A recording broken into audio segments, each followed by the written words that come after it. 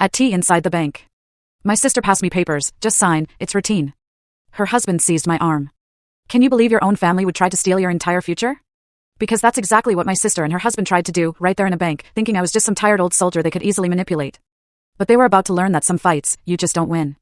The morning started quiet enough. My short to-do list was on the kitchen table: milk, bread, call the bank. That word, bank, was underlined twice.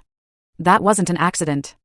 I was 47, home on leave after another deployment, and after years in the army, I wasn't about to let anyone rush me into signing something without reading it. That habit had saved my skin more than once overseas. And here, in my own kitchen, it was about to matter again in a way I never expected. I was just sipping my black coffee when a car pulled up in the driveway, much earlier than I'd anticipated. It was Melissa, my sister. She never showed up this early unless she wanted something, and I could already feel the subtle shift in the air, a familiar unease settling in my gut. Melissa walked in, her voice dripping with that fake cheerfulness she used when she wanted to bulldoze you, but make it sound like she was doing you a favor. Jess. Ready for a quick trip to the bank? Got everything all set for you? Behind her, Tyler, her husband, just gave me a curt nod. The kind men give when they think they've already won, already in control. I didn't like it. Tyler had always been pushy, but today, he looked like he'd already decided how my morning was going to go. My stomach tightened instantly. Morning? I said, not moving from my chair, keeping my voice level. What's the rush? No rush. Melissa chirped, a little too quickly. It's just some paperwork, we'll get it out of the way. You'll feel better once it's done. She was already scanning my kitchen, her eyes landing directly on my keys on the counter. Before I could even react, Tyler grabbed them. He twirled them around his finger, a smug smile on his face, like he was doing me a huge favor. I'll drive. No sense in you worrying about traffic. Alarms blared in my head. I never let anyone grab my keys.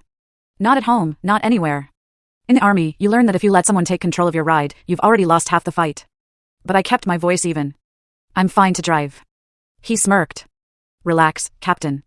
Just trying to make your life easier. The way he said Captain wasn't respectful, it was a jab, a reminder that I wasn't on base anymore, that I was in his little world now. Melissa jumped in before I could answer, her voice sweeter than sugar. Jess, please let him drive. You'll see, it's routine. We'll be back before lunch.